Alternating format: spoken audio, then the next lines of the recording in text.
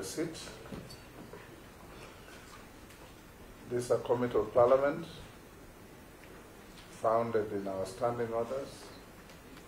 You sign the oath first. Sign.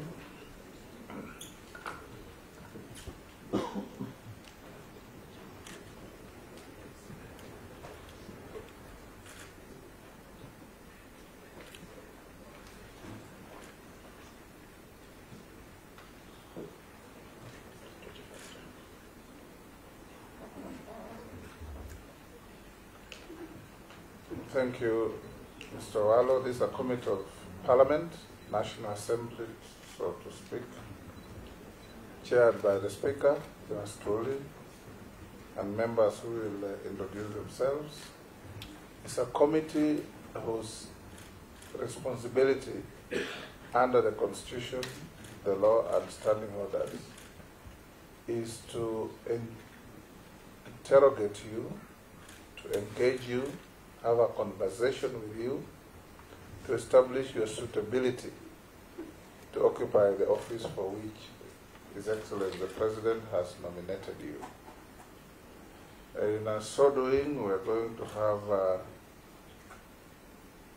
an engagement, and I'll tell you how we'll engage after these introductions so that we can move a little faster in the interest of time, because all these processes are time-bound.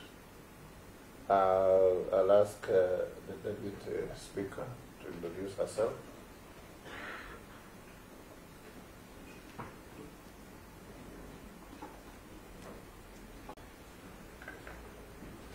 My name is Gladys Boss, member for Wasingishu County and Deputy Speaker of the National Assembly, Karibu.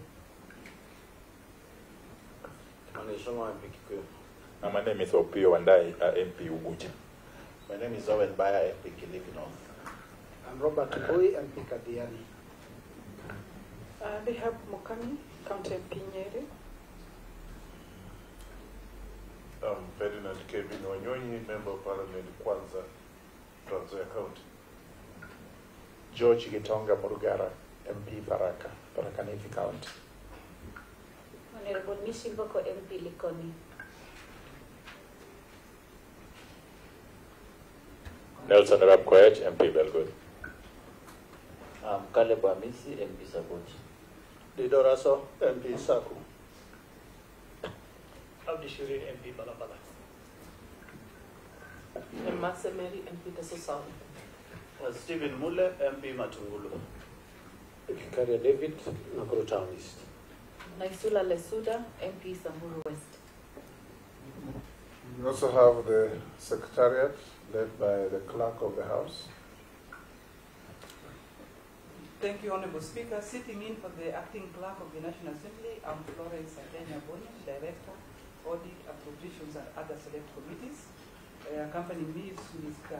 Michael Karuru to the left, who is the Deputy Director, Legal Services, and behind him is a team of officers in the Committee Secretariat. Good. Mr. Owalo, once again, welcome. We'll have an engagement here right after. We will have 90 minutes within which to engage you. Within that period, members will ask you questions through the chair. You will avail answers through the chair. Clear, precise, concise answers from the questions asked. Avoid any altercations with any member. Avoid raising your temper even if you are stressed to do so. We want to have a civil engagement. Thank you, Chair. Before we start, we'll ask you about some documentations, and once you finish that, you will be given 10 minutes to tell us the journey of your life. Please avoid being scattered and be focused, and tell us what is helpful to the committee. We're inquiring in your suitability to hold the office as a Cabinet Secretary for Information, Communication, and the Digital Economy. So we are unlikely to ask you to tell us how many fish there are in Lake Victoria. And don't volunteer that. I stand guided, Chair. Yes. Once we give you time to tell us your journey through life for 10 minutes, then we'll open the floor. So once we go through the documentation, I'll give you just 10 minutes. If you take less, the better. To tell us who is Eliud Owalo. Where were you born? Where do you come from? How have you walked through your life? And how did you end up where you're sitting? Simple things, but important things that will determine what your future holds. I'll ask you for some documentation. Number one, do you have the tax compliance certificate? Yes, Chair, I do. You've forwarded most of them already. Yes, I did. But I've come with copies of the same. The Office of the Clerk will want to compare the originals that you have with what you sent to them so that they can be satisfied with the authenticity. You have your clearance with the Higher Education Loans Board. Yes, Chair. Do you have your clearance with Ethics and Anti-Corruption Commission? Yes, please. Do you have a clearance from DCI, Yes, commonly please. called the Certificate of Good Conduct? Yes, please. Have you ever been charged and convicted of an offense in a court of law? No. Have you ever been adversely mentioned in any investigatory report of a parliamentary committee or commission? Not at all. Are you a dual citizen of Kenya and any other sovereign? Just Kenyan. Yes, Kenyan. You have your identity card? Yes, please. You will present the original to the clerk. At a personal level, what is your financial net worth? 645 million, Chairman. 645 million. How is it made up? Well, my Nairobi house has got a value of 120 million shillings. Upcountry, my residential house upcountry, Mr. Chairman, is worth 70 million. I own land upcountry worth 200 million. 4 cars worth about 15 million. A hotel facility, not fully complete, but 80 million as at now. Though based on the bill of quantities on completion, it's worth 293 million. I've ventured heavily into commercial tree planting. And as of now, I estimate that the value proposition of that is 160 million, Chairman. This comes to a sum total of 645 million. Excellent. Now I'll give you your 10 minutes to tell us the journey of your life. Thank you very much, Chairman. I'm happy to be here. My name is Eliud Owalo. I was born on 27th February the year 1967 in Asembo. Asembo is in Rarieda district of Siaya County. I went to local Oboch Primary School before proceeding to Maseno National School for my O-levels, and then subsequently to St. Mary's School Yala for my A-levels. I then joined Kenyatta University, Mr. Chairman, to pursue my Bachelor of Arts degree in Economics and Business Studies, which I successfully completed, graduating with a second-class honors degree in Economics and Business Studies, Mr. Chairman. I also hold a master's, an MBA degree from the University of Nairobi with a specialization in human resource management. As we speak, I'm at the tail end of my PhD program at the University of Nairobi, pursuing a PhD in strategic management. I'm done with the coursework. I'm now progressing to the level of the thesis, Mr. Chairman. Professionally, I'm based on my 22 years of experience in consultancy within the HR regime. I'm a fellow of the Institute of Human Resource Management, Mr. Chairman. My professional background is, and I'm an economist by profession, a human resource management expert, and I'm also a strategy expert. So I've been practicing since the year 2001 as an economist, management consultant, and strategy expert, Mr. Chairman. My areas of core competency of specialization, Mr. Chairman, are micro and macroeconomic analysis, strategic planning, organizational restructuring, job evaluation, and management of strategic change, over and above facilitation of various management development programs in the areas such as leadership, performance management, management of change, and so on and so forth, Mr. Chairman. I've been practicing as the managing consultant of Eliud and Associates since inception on 6 February 2001. Specifically, Mr. Chairman, with respect to strategic planning, which is my main forte, I've had the honor and privilege of going through an extensive existential experience of having been the consultant for development of most of the strategic plans in this country in the public sector. With respect to ministerial strategic plans, in the year 2008, I was the consultant for development of the strategic plan for Ministry of Justice, which was voted the best strategic plan at that point in time among the ministerial strategic plans, Mr. Chairman. Among ministries, I've had the honor of being the consultant for strategic plan for Ministry of Lands, Ministry of Environment, Ministry of Labor twice, Ministry of Heritage, Ministry of Cooperative Development, Ministry of Provincial Administration, and Interior and Provincial Administration, Mr. Chairman. Within parastatals, I've been privileged to have been the consultant for the development of strategic plan and business plan for the Kenya Ports Authority, Kenya Airports Authority in the year 2010, Kenya National Highways Authority twice in the year 2013 and in 2017, the current strategic plan, Mr. Chairman, for the Kenya School of Government, the first strategic plan for KETRACO, that is Kenya Electricity Transmission Company, the first strategic plan for Competition Authority, the first strategic plan for Kenya Trade Network Agency, the first strategic plan for... In the interest of time, that will do. Go on to other areas. Okay. So, one thing I want to mention with respect to my professional experience is that in the course of development of these strategic plans, Mr. Chairman, and just for purposes of record, there are over 50 which have developed in the recent past in the public sector. I've also had the opportunity of aligning these strategic plans to relevant policy documents.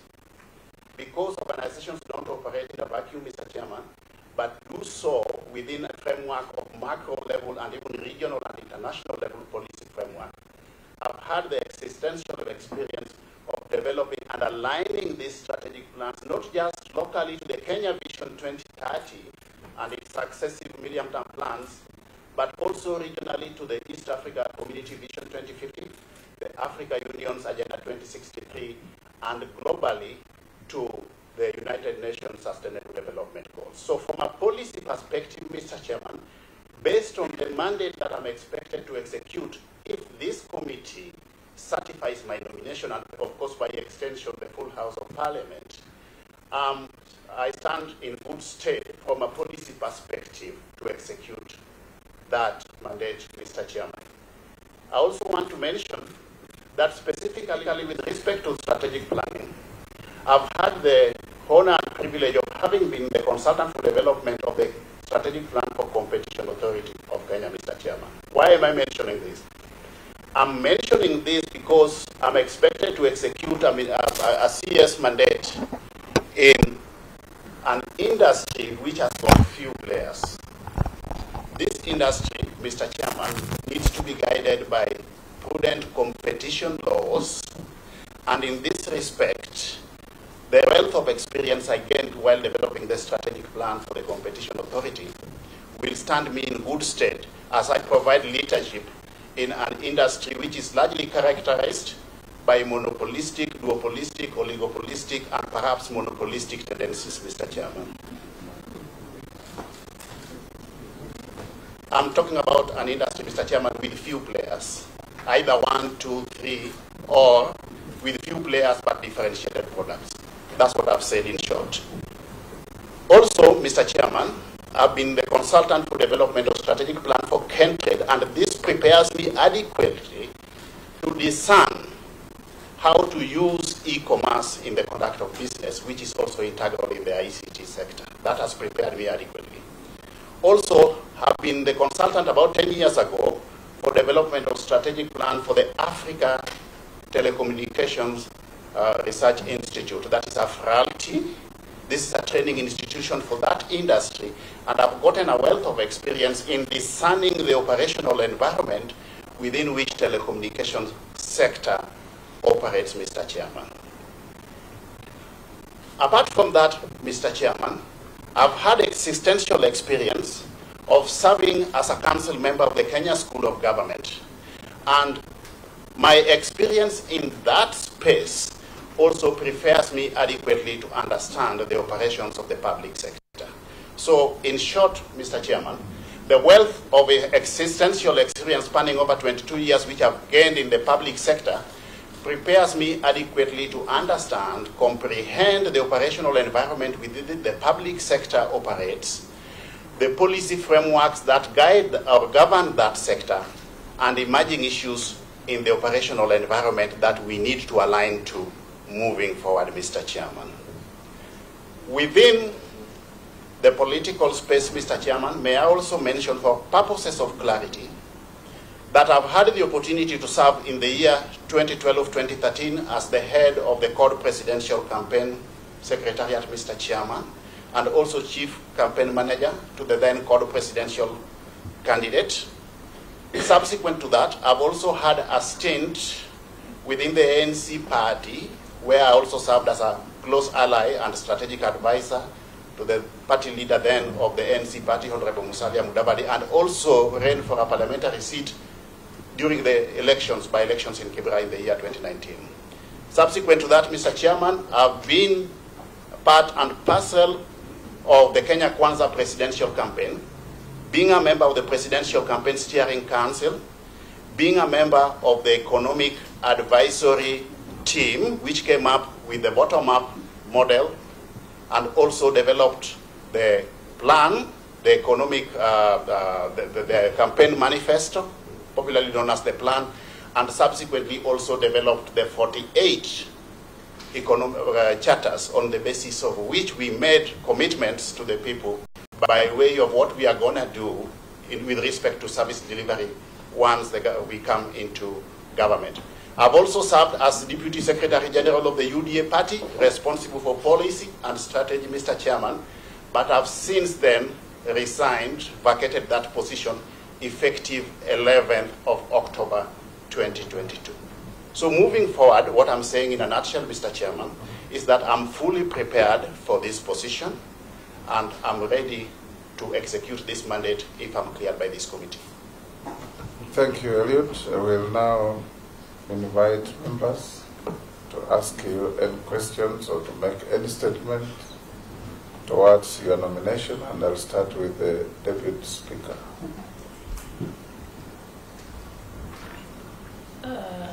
Mr. Owalo, good morning and congratulations on your nomination as for Cabinet Secretary for Information, Communication and Digital Economy. Thank you. I think this is something Kenyans want to know. Yes.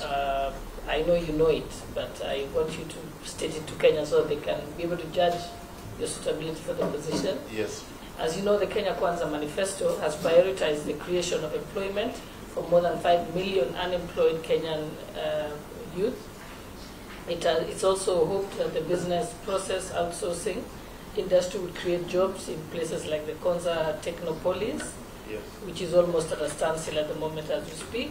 Yes. So Kenyans want to know what plans do you have for revamping and accelerating the completion and uptake of the Technopolis and contributing towards the commitment for creating jobs in that industry. Thank you. Thank you for that question. We'll take four questions. Then Okay. you can answer them in the order they came or in whichever order you like. Okay. Kimani Chungwa. Thank you, Honorable Speaker. Speaker, let me declare interest that I worked closely with nominee Eliud Owalo, as he said, in UDA and in the Kenya Kwanza economic team. And I indeed appreciate his varied skills, even in microeconomic analysis. But Owalo, maybe I'll begin with a microeconomic analysis of your net worth. Yes. You indicate that you have land upcountry within Siaya County, valued at about 200 million shillings. Yes. I would want to know the acreage, whether it's one parcel and the acreage. Two, you indicate that you have about 200,000 Europhila eucalyptus trees sitting on 20 acres, valued at about 160 million. From basic arithmetics, means you have 10,000 trees per acre. I don't know how practical that would be to have 10,000 eucalyptus trees on per acre. That's on your net worth. And with a quick microeconomic analysis, now that you have very good expertise in that area. On what you are being nominated for, Eliud, the Postal Corporation of Kenya has leased numerous of its assets across the country. Buildings, land to individuals. I would want to hear whether you may want to review some of these leases and their benefit to the corporation, because this is a corporation that's now on its deathbed. Employees at the Postal Corporation of Kenya are going for months without pay, while numerous of its assets are not deriving value for it. I'd also want to hear your thoughts on the sale of telecom spectrum, especially in the last 1 year, telecom spectrum that have been sold, and to the benefit of two prominent families in this country, and not to the benefit of the country or the sector that you're going to work in. I think I'll take that for now. Mr. Yes, Honorable Chair. Let me also declare that Mr. Owalo and I both hail from Siaya County. And besides, we have worked previously very closely with Mr. Owalo in ODM. Remember, during those days, Eliud, I, and a few others were what I would call ideological soulmates. And so on that basis that I want to proceed with my question. One, Mr. Owalo, you will recall, during those heady days, some two incidents. One is on the 14th of January, 2015. You led a team to Langata Primary School at the height of the controversy surrounding the alleged grabbing of its land by certain private developers or investors.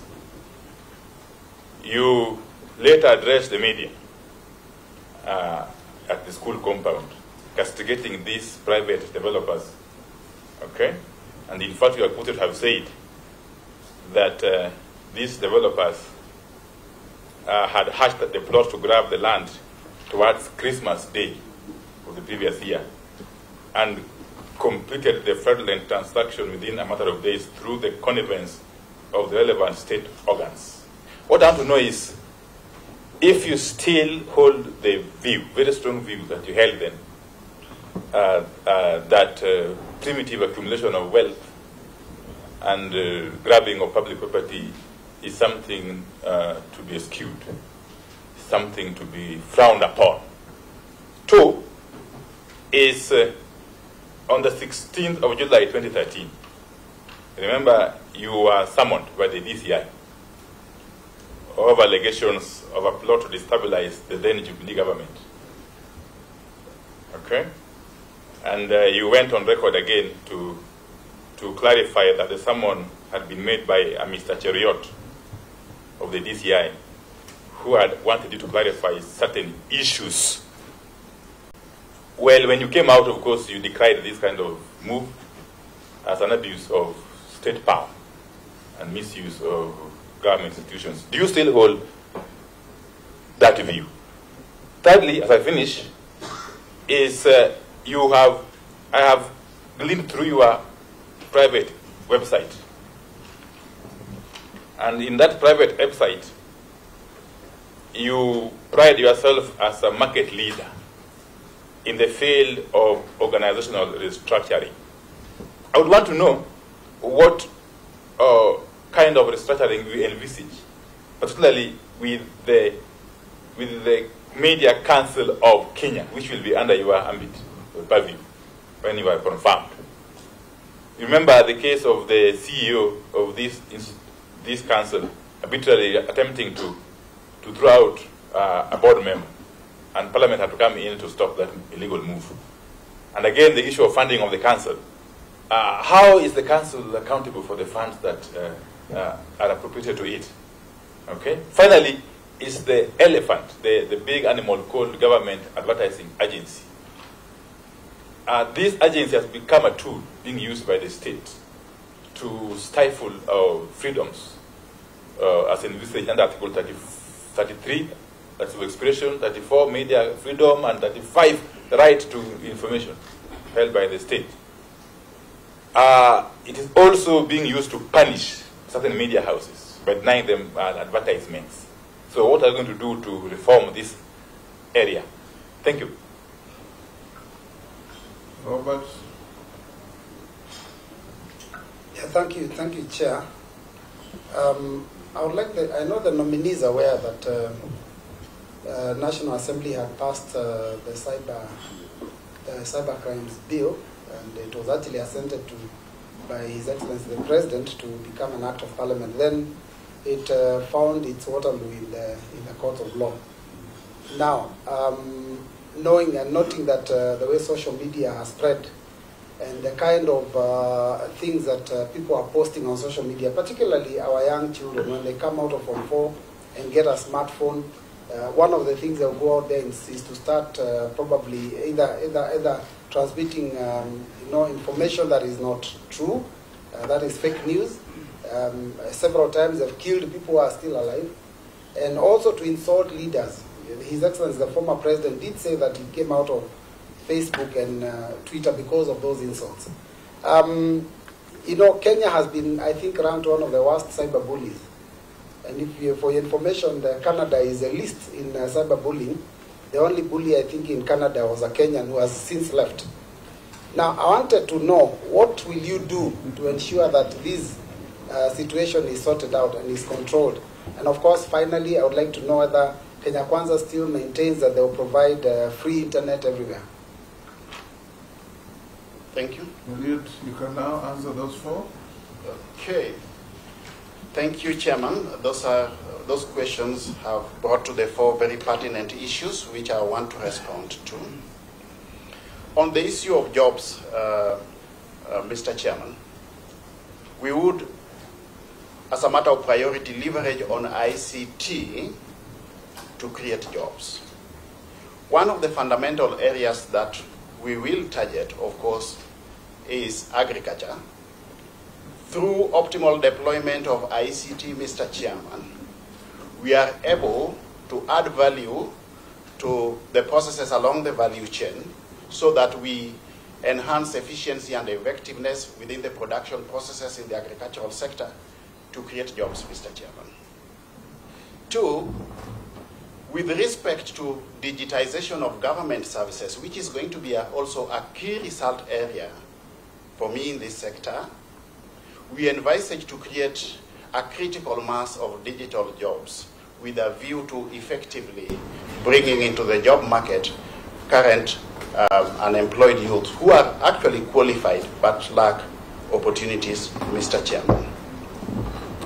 Three, we want, as opposed to just formal jobs, we want to ensure that we encourage and facilitate the culture of entrepreneurship, Mr. Chairman, through effective deployment of ICT, more so with respect to the digital jobs that we want to create, and the massive ICT literacy program that the industry envisages to be undertaken under this ministry, Mr. Chairman.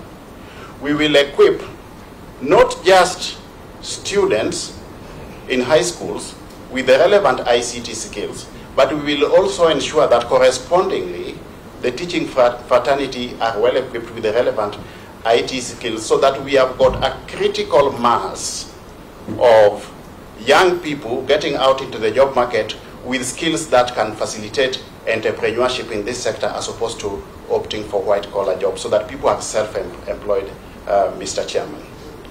In the same vein, through adequate innovation and creativity, Mr. Chairman, we can leverage on the potential of KONZA to, one, facilitate production of cheap equipment, devices, which will be a means of creating jobs, ICT devices, which will be a means of creating jobs along the manufacturing value chain, on one hand. But two, also, we can leverage on the potential of KONZA to facilitate development of ICT software, which also along the value chains will create a critical mass of jobs, Mr. Chairman. So, granted, KONZA is currently punching below its weight. We can do much better, but it is on the right trajectory, Mr. Chairman. And if we put into place appropriate measures and means of revamping the operations of KONZA, including but not limited to enhancing its status by anchoring its operations on the mandate provided through an act of parliament, we can actually enable KONZA to operate at optimal capacity levels, Mr. Chairman. The second question was in relation to the net worth, more so with respect to the commercial trees which I plant. My proposition, Mr. Chairman, was that I am able to attach a value of 160 million shillings to these trees, and the Honorable Member for Kikuyu, Honorable Chungwa, has indicated that this will amount to 10,000 trees per acre, Mr. Chairman. I stand guided on this, but I believe that what I gave is actually a rough estimate of what the value proposition is based on valuation reports which I've gotten, Mr. Chairman. But I can counter-check that. With respect to the Postal Corporation of Kenya, the issue of the properties that the Postal Corporation owns, I do believe, and I'm a strong advocate of organizations. Chairman, the nominee indicated you have a valuation. Come again? You have a valuation, or is that? Not a valuation report, but estimates, which have been given, yes, here. I don't have the valuation report here. Okay. Yeah, but I can get it. But the land is in where? It's here? It's here, yes, Sia County. Acreage? Acreage is over 200 acres. Out of order, Honorable Kimani, you have to do it through the chair. You're just engaging the witness. Okay. The acreage is over 200 acres. Sorry, because I had asked the specific question, then it was not answering specifically, because I had asked the actual acreage. Yes. And the trees had indicated it would average 10,000 trees per acre, which if you try and squeeze 10,000 trees on an acre, they will not fit. Perhaps I need to look at the whole, re-engineer that whole space with respect to the statistics, Mr. Chairman, but the acreage is about 200 acres, out of which, as we speak, about 20 acres is on Europhila trees. But I can actually counter-check this fact and get back to the committee at an appropriate time. On the issue of Postal Corporation owning properties which are underutilized, from a private sector perspective, I'm a strong advocate of organizations concentrating on their core business, Mr. Chairman. And perhaps this could be an avenue of diversifying the revenue stream if we could get certain partners or partners from the private sector partnering with Postal Corporation to develop some of these properties instead of leaving them idle. This could actually be a means of diversifying the revenue streams of Postal Corporation, Mr. Kenya. On the sale of telecom, one, my understanding is that telecom holds a critical mass of strategic ICT infrastructure that serves various facets of our Kenyan economy, Mr. Chairman. Strategic in the sense that some of these are critical factors or critical services within the government ecosystem. As much as telecom had gone private, it would be prudent that as much as we advocate for privatization of entities, this should not compromise national security, in my understanding, Mr. Chairman. This is something that I believe the National Treasury, which holds shares in that entity on behalf of the Kenyan public, took into due consideration. And I promise that if I'm successful at this stage upon assumption of office, I'll quickly consult with my counterpart at the National Treasury so that we get a feasible way forward on the issue of telecom, while not at the same time negating the principle of privatization, which I hold very dear, Mr. Chairman. Now, on the issue of my ideological orientation, the Honorable Member has mentioned that on the 14th of January 2015, I raised issues with the grabbing of Langata Primary School land and whether or not I still hold the same position. Now, I'm a strong believer in good governance, Mr. Chairman, and the issues that I raised at that point in time perhaps brought this issue into the public domain. I believe that these issues are now before the courts of law, and we need to wait for our judicial system to bring this to a logical conclusion, Mr. Chairman. Now, as much as we need to hold dear the principles of good governance, I, in the same vein, believe that we need to allow independent institutions, Mr. Chairman, to execute their mandate without any undue influence from any sector in government. And if institutions are independent, let us not have any other arm of government interfering in the independent institutions, or the operations of those independent institutions. So I believe that the institutions which are charged with this responsibility will execute their mandate with respect to this case to a logical conclusion. And at that point in time, we will stand guided accordingly, Mr. Chairman. There's also the issue of I having been summoned to the CID headquarters on 16th of July 2013 on alleged matters of having some intentions to destabilize the then Jubilee government. Mr. Chairman, it is indeed true that those summons were issued one morning. I got those summons. I organized myself quickly and reported to the CID headquarters. But when I got there, I came to realize that the CID acted on some claims or allegations by some anonymous complainant.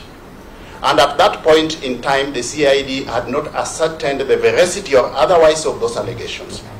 I was indeed asked to write a statement, but I declined as a matter of principle because I felt that it was incumbent upon the CID to undertake its investigations. And once they had conclusively undertaken their investigations and come up with a technically feasible position, they were at that point then in time duty-bound to serve on me. But I was not going to help the CID in undertaking its investigations, Mr. Chairman. The irony is, Mr. Chairman, that at the same time when I was summoned, I also simultaneously applied for a certificate of good conduct from the same CID, Mr. Chairman, which came back in the affirmative. The CID did indicate that they would summon me if they had got something substantive that they wanted me to respond to. To date, about 10 years down the line, they have never called me back. The matter ended there, and that's how the case. Those are the facts of the case, Mr. Chairman.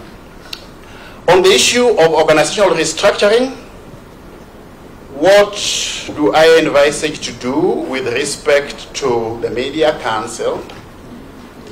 I'm a strong advocate of self-regulation of industries and sectors. I believe that we have got adequate capacity within the media fraternity to self-regulate itself. The role of the ministry would be limited to provision of a policy framework that facilitates an enabling environment to facilitate that, Mr. Chairman. I would rather the media fraternity regulates itself while we create that enabling environment. But if I'm successful and I assume office, I'll of course initiate constant, regular consultations with stakeholders in that industry so that we discern emerging issues from time to time that perhaps as a ministry we will then have to respond to or align our operations to. Just to look at what is emerging based on those consultations, and then we will deal with it. The issue of government advertising agency and whether or not it is curtailing the freedoms of the media. Now, I believe the intention of the government or introducing the government in advertising agency to regulate or to administer advertisement of public sector entities, more so the ministries, was well-intentioned. In my understanding, the intention was to ensure optimal utilization of budgetary provisions for advertisement. This, again, is an issue we can look at, and depending on whatever feedback we get from the stakeholders, I believe in a participatory approach to leadership, Mr. Chairman, then we can re-engineer everything in that space at that point in time, based on matters arising therefrom or incidental thereto, Mr. Chairman. On the issue of computer misuse and cybercrime bail, and of course the whole space of social media and whether or not we should regulate social media in conformity to the laws. Fundamentally, as a matter of principle, I believe in personal discipline and self-regulation. That is the starting point. As a matter of courtesy, we know we have got the national values which all of us are incumbent to align to. We need, first of all, to sensitize ourselves on these national values so that all players, the social media included, act and exercise their freedom of association with utmost responsibility. I would, however, as much as we have got the laws and regulations, not a strong proponent of curtailing media freedom. But the way forward is that within the confines of the law and based on the output of stakeholder forums that I intend to initiate, we should again be able to develop a common position on the way forward. But we have got the Computer Misuse and Cybercrimes Bill 2018, which actually gives adequate provisions for governing the operations of this space, Mr. Chairman. Subsequent amendments have also been made to propose to this bill through the Computer Misuse and Cybercrimes Amendment Bill 2021. So I believe from a legal, regulatory, and policy perspective, we have got all that we require to ensure that this space is adequately regulated, but fundamentally without curtailing the freedoms of expression as espoused in the dictates of our constitutional dispensation, Mr. Chairman. Thank you. I'll take Owen Bayer, I'll take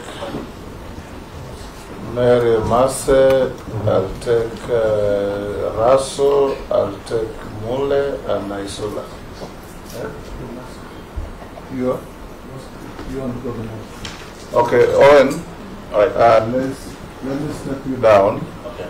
Give to the Honorable Dawood and Raso, the one to go to the most. You want to ask questions and wait for answers, or then it will make no difference?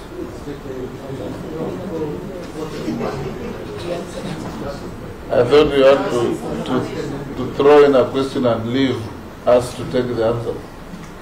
Okay? Then, okay, I'll give you. Thank you. Thank you. I'll give you with Raso and Mishi. Mishi also want to go the most? It's Friday today. Yes. You finish, then I can excuse you as we go on with the rest. Oh, and I hope you don't mind. Matters of faith are very sensitive. Thank you, Mr. Speaker. Thank you very much. Let me congratulate the nominee. Your predecessor, C.S. Musheru, introduced the Ajira program, which has not gone out to all constituencies of this country. In your position, if you are confirmed, do you think you will continue with that Ajira program and expand it, or you're going to do something more radical than what C.S. Musheru did? Secondly, regarding internet connectivity, I remember the President Ruto talking about internet connectivity for the whole country. How will you achieve it, and are you thinking of doing it? Thank you. Thank you, Mr. Speaker. Mr. Owalo, you have been doing some work for government and quasi-government institutions, particularly in the area of strategic plans, balanced scorecard, job evaluation. But within the same form, you have said that there's no conflict of interest. What are you likely to do? Because in case the House approves your nomination, you'll be sitting at an elevated position to actually influence jobs to be given to your company. How would you avoid that? The other thing is about KBC. KBC is a depository of the history of this country, and it is the mother institution that has given birth to all other media houses. What is it that you are likely to do that it does not just become an archive, but also a leading media house, like what we see the BBC has happened to the BBC over a century? Thank you, Chair. Yeah, thank you, Honorable Chair. Honorable Chair, as per Kenya Kwanza Manifesto, they have said that they are going to reduce the cost of making phone calls and internet, and also allow Kenyans, and especially the youth, to access online platform so that they can access job opportunities for entertainment, for businesses and other use. I don't know how viable is it going to happen, because the last regime, where His Excellency was the Deputy President, you promised to give laptop to all the students in our schools, but it never materialized. I don't know how different are you going to do it right now to ensure that this one is achieved. The other one is on e-learning as a remedy to ensure that we reduce the cost of education. But I would also want to hear whether you're going to extend this in terms of adult education centers, where so many Kenyans who could not access education during their early ages, now they want to be literate. Thank you, Honorable Speaker. Eliud, you can quickly answer those short, precise questions. Okay, thank you, Mr. Chairman. The Ajira digital program is a fundamental and, in my view, very feasible proposition. Yes, we will continue with it because it is actually a mechanism of leveraging on our digital platforms to create jobs for the youth. If we enhance the ICT infrastructure in place, Mr. Chairman, we should be able to have this Ajira digital program rolled to all parts of the country. And with the intended rollout of 100,000 kilometers of fiber optic cable, we should be able to facilitate access to the Ajira digital program in all parts of the country. With respect to internet connectivity, yes, we will enhance this. How do we do this, Mr. Chairman? One, the starting point again is the ICT infrastructure. Ensure that through the digital superhighway, we have got reliable and stable and extensive ICT infrastructure all over the country. And then once we have done that, we come in to see ways and means of lowering the cost of internet so that we have got access to internet all over the country, Mr. Chairman. Mr. Chairman, ceteris paribus, the cost of internet, like any other product in the market, is a function of the inputs that go into the productive processes. If we lower the cost of ICT infrastructure, we should then be able to end up with affordable internet everywhere, up to the village and even the household level, Mr. Chairman. On the issue of my hitherto extensive consultancy experience within government and SAGAS, and whether or not or how I will handle that moving forward, Mr. Chairman, I strongly subscribe to the principles of good governance. I understand the fact that if I assume office as CS, I cannot continue undertaking consultancy for government. As we speak, I've already given firm instructions to my lawyers to evaluate this position and see how fast, upon assumption of office, if I'm cleared, I can then vacate the consultancy space for government, Mr. Chairman, and this is something that I promise to do. There will be absolutely no conflict of interest on my part with respect to consultancy assignments, more so with respect to specifically the execution of these assignments by the firm where I've been the managing consultant, Eliud and Associates. With respect to KBC, I fully and exclusively agree with the honorable member that something needs to be done about KBC. Mr. Chairman, it is ironical that KBC, with its strong brand and one network of infrastructure, is today punching below its weight in the marketplace. This will be one of my key areas of intervention if I come into office as CS for this ministry, Mr. Chairman. So what do I intend to do? One, I intend to revitalize the operations of KBC, first of all, by rebranding it. I don't quite understand the reason that informed, first of all, the change of name from the Voice of Kenya to the Kenya Broadcasting Corporation, Mr. Chairman. You know, there are certain very simple, basic things you can do and just change, turn over an organization. Just by changing the name of KBC to and reverting it, for example, I'm just giving a hypothetical example, to its hitherto Voice of Kenya. That stands KBC in good stead to be seen as a market leader in that sector. Simple things, you just rebrand it. Two, we can strengthen or leverage on ICT to re-engineer the content of KBC so that it gets effective positioning in the market. Three, we need to revitalize the infrastructure of KCB so that it is in tandem not just with market needs, but also benchmarked with global best practices in that industry, Mr. Chairman. Those are some of the interventions, and I promise, without fear of contradiction, Mr. Chairman, that the issue of KBC will not just be one of my thematic areas or key result areas of intervention, but I would also want to be held accountable by virtue of having a very clear performance indicator as far as turning KBC is concerned. The issue of cost of internet and creation of jobs, yes, I believe I've answered this, but I can just come up again and give more value proposition to my earlier answer. If we enhance the ICT infrastructure and ensure that we have got adequate skills through the digital literacy program, not just for the students, but also the teachers and also other market players, such as the health sector and the public at large, we should then be able to leverage on ICT to enhance efficiency and effectiveness in our production processes, not just to bring down the cost of living, but also to create jobs, Mr. Chairman. Issue of laptops, yes, this is something that I believe is doable, and if in any case we will do it.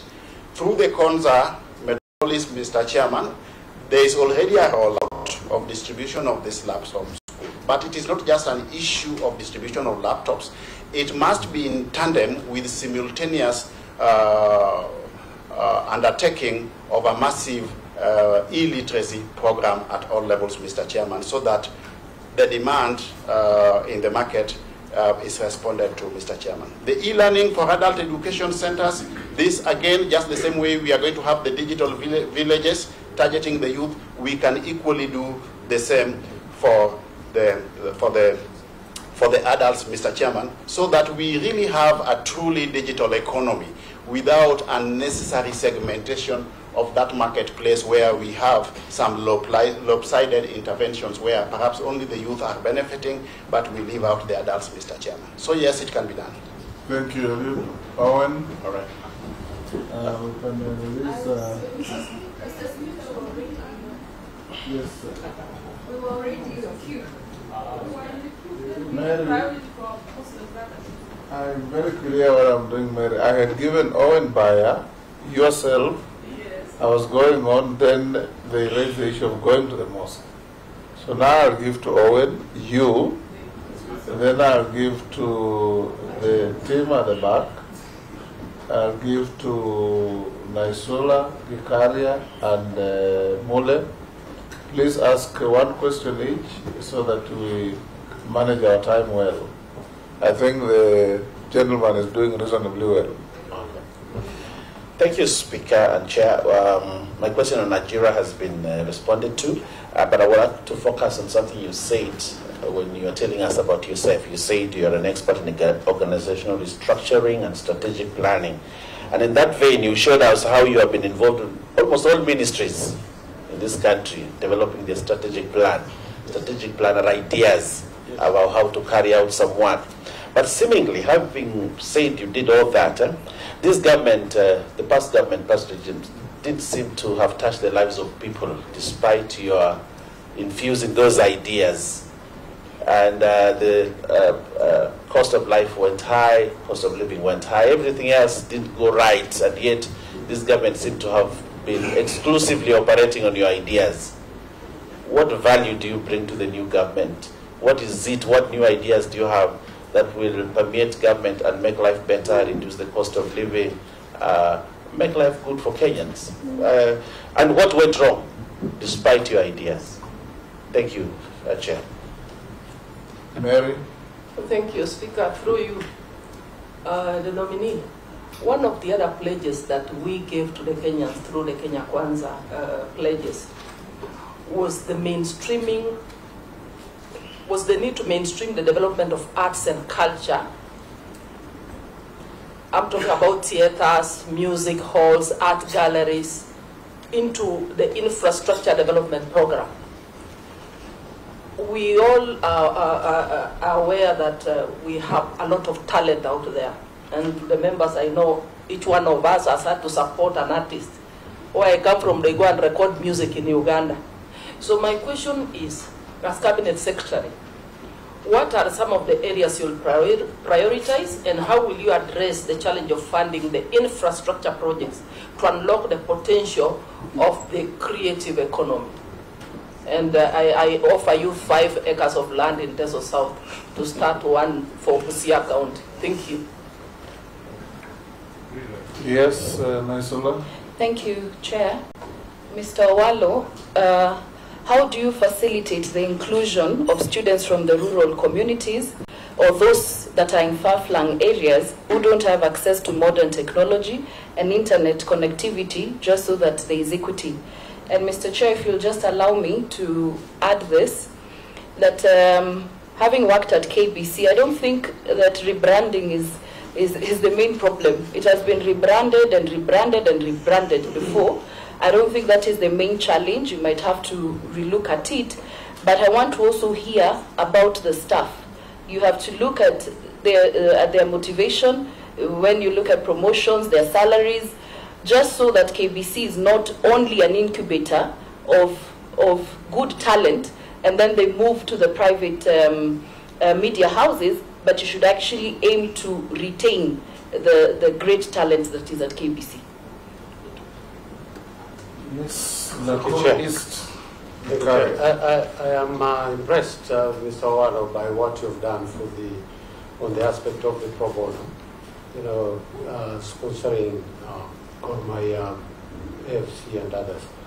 How I wish that that amount of money would have been used at these small clubs in Siaya village for you to be able to, to tap talent. Because, as you have said, I've seen some of the articles that you've written on how the government should come in and save AFC and Gormaya, which is something that is okay. But how I wish you would have gone down to the village.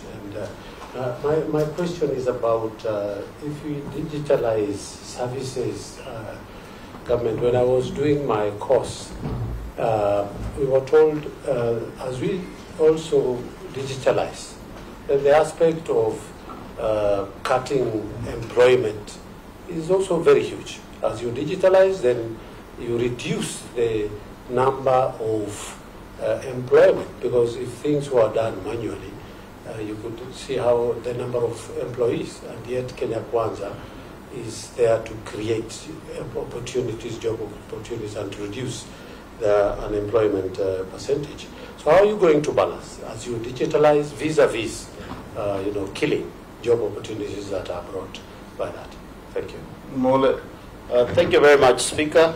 This goes to the nominee, and my question goes by what is in the public domain, which is the unearthing of state-owned fiber optic network project, whereby the lender, who is Exim Bank of China, is said to be in debt of 21 billion Kenya shillings, and the access of the project documents, contracts signed between locals and international, has been an opaque and has not been very clearly exposed to the public.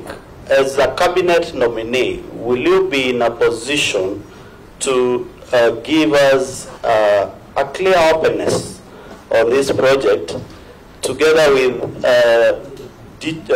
device management system being installed in communication mobile for Kenyans, which might lead to serious surveillance of Kenyans without their notice?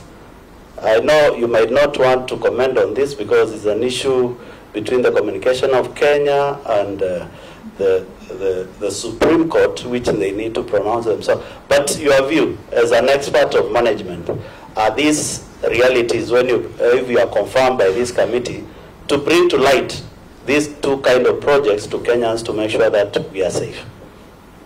Eliud, I think we can take the remaining 5 so that you can answer all of them. Okay. Where questions overlap, you I just harmonize, yes. Yeah, you harmonize. Yeah. Amisi, then Kosing, then George, then Ferdinand, then Mukami. Thank you. One question each, please. Yeah. Thank you, Chair. The nominee, you started by describing the various types of markets, from the monopolies or oligopolies, and touching on monopolies that have controlled the market here in Kenya. Most citizens become suspicious of the monopolies that exist, because they basically cause inequalities, and they wield a lot of economic power. They exploit, factors of production, labor, and capital to the disadvantage of the other new entrants. Do you think it is a common threat to telecommunication in the near future, and even in the media? Because when you focus so much on one state media, to the disadvantage of the other, in a very highly competitive global environment. Is this a threat, monopolies?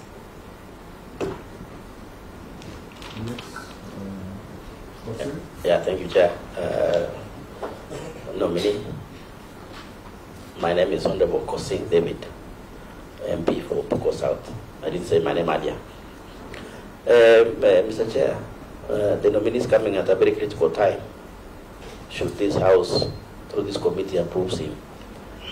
And there has been a bit of some controversy back and forth, particularly on the marginal areas of this country, which of course is known as arid and semi-arid areas or counties, which there is about 70–80% of the country in terms of network, Honorable Chair, for purpose of communication, security, and so on.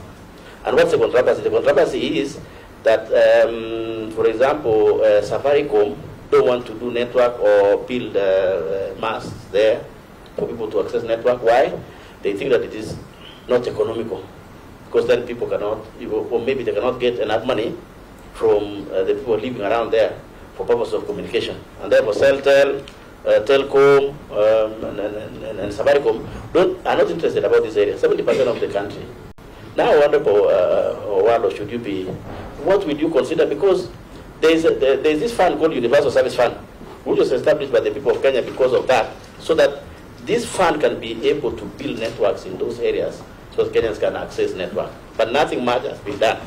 What will you do in your 100 days? Will you promise this House that in your 100 days, because millions of those Kenyans living in those areas now are listening to you and watching and saying, what will you do? Will you take that on as one of your performance contracts from ourselves, from myself on behalf, and say you will be able to take this fund to where it is supposed to have been working, which is those areas which people consider uneconomical, and yet there are being people of Kenya living there. Thank you, Chair. George. Thank you, Chair. Thank you, Chair. Nominee, we represent rural constituencies, and a while back we were encouraged through CDF to construct ICT hub centers. Not many were constructed because I think there were reservations, because people felt the ministry may not be able to carry this through. But in your own estimation, and upon being confirmed if that is going to happen, do you undertake to us, even to Parliament, that if these ICT hubs are constructed, you will quickly move in, equip them, and our youths are able to access ICT through those hubs for purposes of employment, research, and whatever else we have to do through those hubs?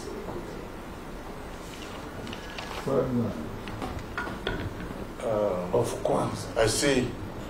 My name is Ferdinand Onyonyo Kwanza constituency. I've seen some bit of realignment of the parastatals in the government, to the extent that even some departments are realigned wrongly. I know of a case where I've been discussing with my colleagues here as well. You find that irrigation department, which is basically in agriculture, was moved to, I know irrigation is water, but what you irrigate from crops, is moved to blue economy. I don't know by name or whatever, the alignment of that. And if you have been a consultant, I see you're very vast in this, and there is a respect for that reason. Again, we have had a case where government bought shares from telecom. Yeah. Now I think it's, so to say, is now set on. Telecom is set on. I don't know for what reason this has happened. And now you find now telecom is not doing the same thing. We used to use it for parcel of land, moving the communication by land. Now it's no longer there. I'd rather get matatu, put whatever I have to take to my country, up country, instead of using the post office. What's your view on this? Am I right or you're right? To done this alignment, which I think, in my view, is actually taking us backward, or is it for individual gains? Thank you. Mukami, the last. This place. Thank you, our nominee. I'm impressed you've done your homework. What will you do to safeguard talent and intellectual property for the youth who will be the drivers of the digital economy? And I would also like to know what you think about the split of Safaricom to M-Pesa and Voice. Thank you. You can quickly answer those, Eliud. Okay, first of all, from Honorable Massey, the issue of mainstreaming the development of arts and culture, the creative economy. One, what we need to do, first of all, is to tackle this issue by understanding the functional domains which fall within this sector. We have got music, we have got design, we have got theater, just to mention but a few, and even arts and crafts. Now, this is an economy, Mr. Chairman, that envisages to exploit the potential of hitherto untapped capabilities amongst our youth. How do we do this? First of all, there is need for appropriate legal and regulatory framework in this industry. We have got the Copyright Act. This needs to be strengthened, yeah, so that the intellectual properties of these young people is not taken advantage of by middlemen or based on dysfunctionalities in the marketplace. Two, we need to empower these people through provision of adequate access to capital. How do we do this? If I'm confirmed and I take over office, I need to initiate the Kenya Film Bill and liaise with the House so that it becomes an act that will facilitate the establishment of a film fund, Mr. Chairman, that can facilitate access to cheap credit, provision of widely accessible credit, but also being disbursed at optimal rates of interest, way below the prevailing market or bank rates, Mr. Chairman. Chairman, is he coming back, Chair? Yes. Is he coming back to my question, or I missed your oh yes, Honorable Owen Bayer, the issue of restructuring, yeah. Oh yes, I've developed many strategic plans, but then there's a disconnect between the number of strategic plans I've developed and what has been witnessed by way of results. Now, let me clarify, Mr. Chairman, that strategy has got three facets. There's the component of strategy formulation, there is the facet of strategy implementation, there's the facet of strategy monitoring, evaluation, and reporting. All these facets of strategy, Mr. Chairman, are anchored on what critical success factor, which is leadership. We don't have a shortage of strategic plans in this country. Historically, since independence, we have always developed good strategic plans. But we have been having a leadership deficit. What do I mean by a leadership deficit? Anytime you come up with a major change program, you must have a transformational leadership that can facilitate effective implementation of those change programs, while at the same time ensuring that you have got an elaborate risk mitigation framework, Mr. Chairman. We have had good plans, but the will to implement some of these plans has been a challenge, based on leadership at the top echelons, Mr. Chairman. I'm happy, Mr. Chairman, that today, under the Kenya Kwanza government, we have got a leadership that is transformational, a leadership that is a change agent, a leadership that is ready and willing to venture into hitherto unfamiliar territories for the benefit of the Kenyan people. And I believe that in the next phase of our strategic planning cycle, where we are going to develop the 2023-2022 strategic plans for ministries and the implementing agencies, we will not just come up with strategic plans that will not be implemented, Mr. Chairman. So that then will facilitate successful implementation of the strategic plans. So the answer is leadership deficit has been a problem. The issue of mainstreaming of arts, that one I've answered.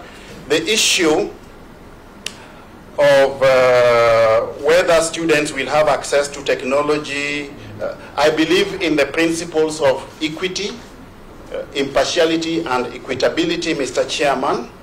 We are going to enhance the ICT infrastructure indiscriminately to all parts of the country, so that we have got adequate ICT infrastructure in every village up to every household, Mr. Chairman, so that our ICT functional domain can contribute to the extent of the advised 10% of the GDP, Mr. Chairman. Issue of KBC, yes, I agree with Mheshimiwa again that we need to look at staff motivation. My position on this is as below, Mr. Chairman. One, The remuneration structures in government are largely regulated by the Salaries Review Commission. But as a consultant, I believe that our remuneration architecture should be informed by an objective job evaluation exercise, whether it is done by SRC or any other private sector provider. But the guiding principle should be the ability to pay. If KBC was turned around through an effective turnaround strategy and it became viable, feasible, and has the ability to pay, nothing stops you from telling SRC that, look, these are the salaries and remuneration levels that you are proposing to enable us attract and retain the staff that we already have.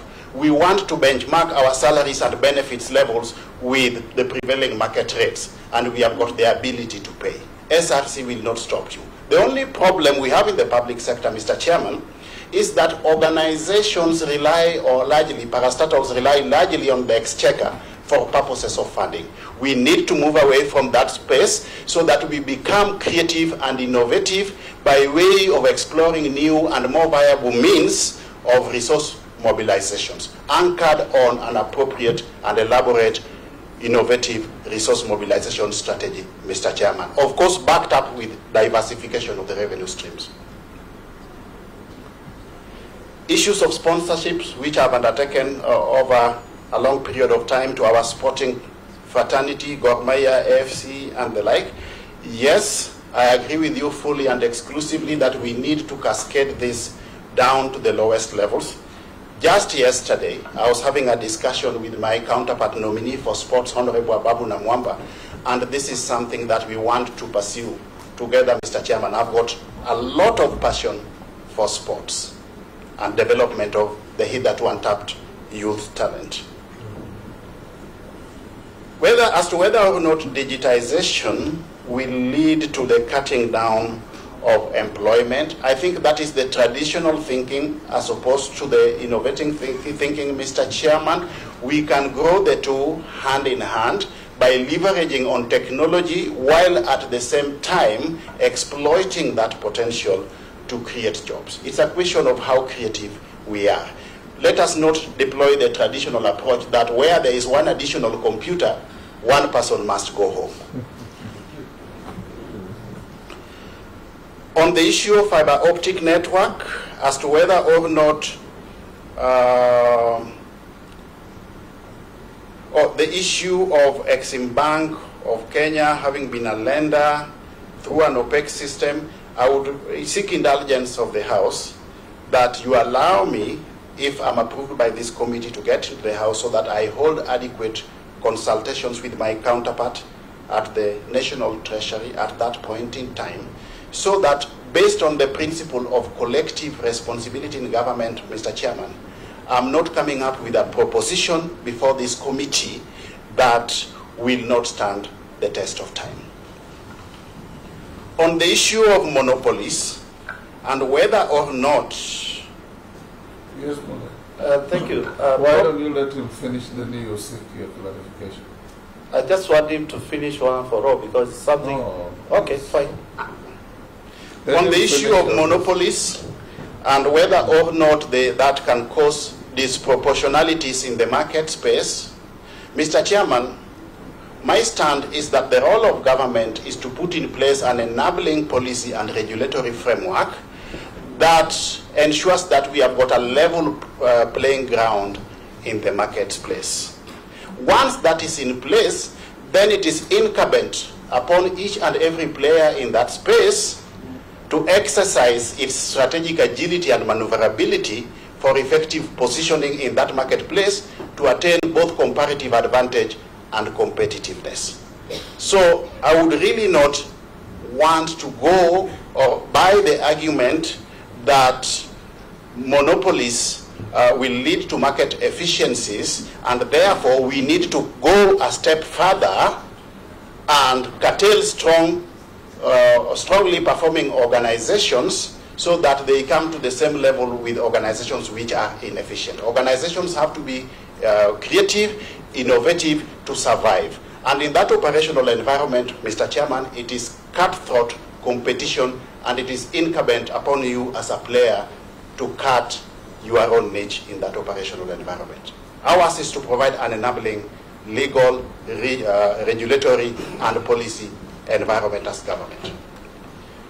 The issue of semi-autonomous areas, yes, as to whether or not we will extend the ICT infrastructure into those places, yes, and we will actually leverage on the Universal Service Fund, yeah, so that we utilize the resources available within that basket to extend the ICT infrastructure to those places, so that we have got some equity and equitability in the provision of ICT infrastructure, Mr. Chairman. The issue of constructing ICT hubs or centers, these will be cascaded down to the lowest levels, Mr. Chairman. We will continue with this. It is already work in progress, and we will continue with this to the lowest levels of our operations of the bottom of the pyramid, so that as we extend this, it is also in tandem with our bottom-up economic proposition. The issue of realignment of government functions with the mandates, functional mandates of the ministries. Executive orders, Mr. Chairman, are not cast on stone. They are developed by human beings. As and when there is an anomaly detected, yeah, within what the functional mandates of various ministries espouses, and where the implementing agencies are domiciled, these can always be relooked at. In fact, as I speak, ourselves as cabinet nominees, we have been asked already just to look at the executive order and propose any value proposition based on these functional mandates to facilitate effective alignment. So this can be done, it will be done, and it has always been done, Mr. Chairman. The issue of telecom, as to whether we are reverting to state ownership, I'm a strong believer that the work of government is to provide an enabling legal and regulatory framework, as opposed to competing with the private sector in business, Mr. Chairman. But for strategic reasons, which I had mentioned earlier, we also need to recognize that Telecom Kenya has at its disposal, or within its jurisdiction, a critical mass of strategic infrastructure. That space has to be looked at from various facets of government, not just the ICT ministry itself. It has got to be looked at from the National Treasury, from the Ministry of Interior, and again, based on the principle of collective responsibility within government, I promise that if I assume office, I will discuss and get to a level playing ground, or develop a common denominator with my counterparts, and we will come up with a feasible way forward as far as telecom is concerned within the short run. The issue of safeguarding talent and intellectual property, I believe that answered that again. We need to strengthen the legal and regulatory framework. I've talked about the enforcement of the copyright law. I've also talked about the issue of just ensuring that we eliminate duplicity of effort between the Kenya Film Corporation and the Kenya Film Classification Board. Through a relevant bill taken to Parliament, Mr. Chairman, we can actually, in my view, end up with one entity that can take care of the whole of that space, while charged with the mandate of ensuring optimal exploitation of the talent that we have amongst our youth on one hand, and also through the establishment and operationalization of a Kenya Film Fund, ensuring that we have got adequate provision of finances to these young people on the other, Mr. Chairman. Split, through Chairman, split of Safaricom. You see, Mr. Chairman, there are very basic but fundamental economic principles that we need to conform or align to in the private sector. Safaricom has got two main facets. There's the telco side and there's the finance side. The telco side will largely be regulated by policy formulation from the ICT and Digital Economy Ministry. On the flip side of it, the money side, based on the law, needs to be regulated by provisions of the CBK Act. I believe that to facilitate effective regulation, this is what has informed the envisaged split between the two functional domains, Mr. Chairman. Yes, Mole. Thank you. Probably, Dominique, you need to understand my question is coming from the basis whereby the national government want to do connectivity for the entire country, and the county governments, or the 47 counties, whereby we have the national optic pipe project. Yes. The issue is this. We need to open up this program to Kenyans, and then Kenyans to understand, whereby we are linking it up with the device management system, that is the DMS, which will likely going to monitor whichever call you will make, whichever call I'll make, whichever call Wanjiku will make in this country. And that amounts to discrimination on conversation between Kenyans, and start monitoring Kenyans. What are your thoughts at the CS-ITC? Secondly also. No, I'm not opening any round two. Yeah, you're not. Answer the questions. Thank you very much, Chair. Now, clarification, Chair. It's important. Yes, proceed. You know, Chair. Yes, thank you, Chair. You know, we are here also for people. That's why we are meeting. And as representative of the people, I didn't get my answer properly about the network, Mr. Chair. Poor network. Poor network. No, really not. Yeah, I agree, poor and even no network. Non-existent network. Non-existent network in the entire pastoralist areas. An example, so that people don't think that we are talking from nowhere. If you go, like, for example, Tiati, there's no network, and that's why there's insecurity. If there was network, maybe we could have even gone to those areas. Baragoi, the entire Kantu, Marsabit, and entire northern chair, it seems maybe the nominee has never been in those areas. Maybe. That's why maybe he might not understand how it is happening. So what is his opinion or take as he might come in if we approve him? Okay. Quickly, I think the approach should be, if you get this job, yes, what are you going to do to have 100% coverage by all these networks across the country? Yes. Yes. That is what you want, isn't it? Yes. Yes.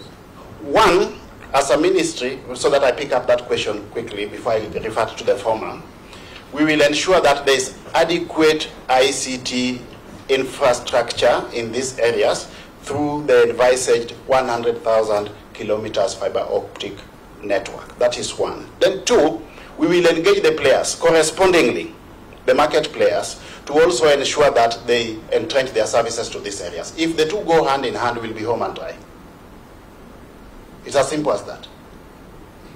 Okay? That's why we are coming in as change agents to do it, Mr. Chairman. Let us not be captive to the past. We are coming in. With him. I'm addressing you, Mr. Chair. Yes. That's why we are coming in to bring about change, Mr. Chair. My apologies. Yeah. We cannot be captive to the past. We are coming in to offer transformational leadership that is going to introduce radical change so that we are not captive to the status quo. And we will do it, Mr. Chairman. The second question was the issue of data security, Mr. Mule rest. You see, there is the issue of the Data Protection Act on one hand, and the Computer Misuse and Cyber Security Act on the other, Mr. Chairman. One, the Data Protection Act, among others, is meant to facilitate a situation where data in the hands of the market players is not abused or misused, and the provisions are very clear. So we need actually just to enhance that. And if there are any issues or emerging issues that need to be addressed, again, I've said from the onset that we will adapt a participatory approach and engage all stakeholders so that their views can be integrated into this process. We also need to understand, Mr. Chairman, that the rate of change of legislation or legislative reforms or policy and regulatory reforms is slower than the rate of innovation. So if innovation is ahead of legislation or policy or regulatory framework, then we will definitely introduce changes or propose changes to the existing policy, legal and regulatory frameworks so that it responds to the needs of the market. I believe I've answered. Eliud Owalo, tell us in 3 minutes what you wish this committee to do for you. One, Mr. Chairman, in my concluding remarks, my proposition is that I've got a vision for this sector. My vision is an empowered and digitized Kenyan society. To realize this vision, I believe working together with the team that we have within the ministry and the sector at large, including the implementing agencies, we should be able to facilitate economic transformation of Kenya while leveraging on ICT for purposes of competitiveness and sustainable development. I believe that I'm coming into this sector, Mr. Chairman, to offer transformational leadership, to introduce change, and to realize this, I'll ensure that we have got appropriate planning framework within the ministry and the implementing agencies. I'll ensure that we have got structures that are effectively aligned to the strategy at all levels to facilitate implementations of the plans that we will have. I'll ensure we have got comprehensive performance management framework that will facilitate implementation of these strategic plans, while at the same time also having a comprehensive monitoring and evaluation and reporting framework. This will be anchored on my ability to facilitate provision of transformational leadership that facilitates change within the sector, Mr. Chairman. At the tail end of my tenure, on behalf of government and the industry at large, I would wish that my performance be evaluated on the basis of facilitation of universal access to internet everywhere at affordable rates. I would also wish, which I hereby commit, that my performance should be evaluated on the basis of digitization of government processes to facilitate not just a paperless government, but also to leverage on that technology to create jobs on one hand, while on the flip side of it, also capitalizing on the efficiency and effectiveness that will be facilitated by ICT to reduce the cost of living. I also wish that my performance, Mr. Chairman, as I conclude, will be evaluated on the basis of rejuvenation of the Kenya News Agency, revitalization of the Kenya Broadcasting Corporation, and revitalization of the Postal Corporation of Kenya in response to the needs of the market, while at the same time benchmarking with the global best practices. The will is there, Mr. Chairman. The capabilities, skills, and experience is there. And I can only promise that given the opportunity, Mr. Chairman, we will deliver on this mandate. We are equal to the task, and we will not let Kenyans down. Thank you very much, Mr. Chairman. That's my humble submission. Thank you, Mr. Eliud Owalo. That was an interactive session that has been quite interesting. We want to wish you well and allow you to leave to your other duties. Sergeant, you can show the Honorable Owalo the way out. Am I allowed to ask a question? No, you are not. What is it you want to ask? I wanted to find out if I can report to office this afternoon. No, you can't. You are a nominee.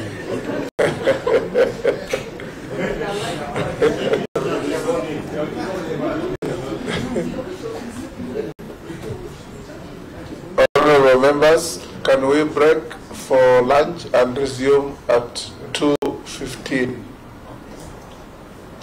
2:15. Your lunch is within the building. I think we can manage that.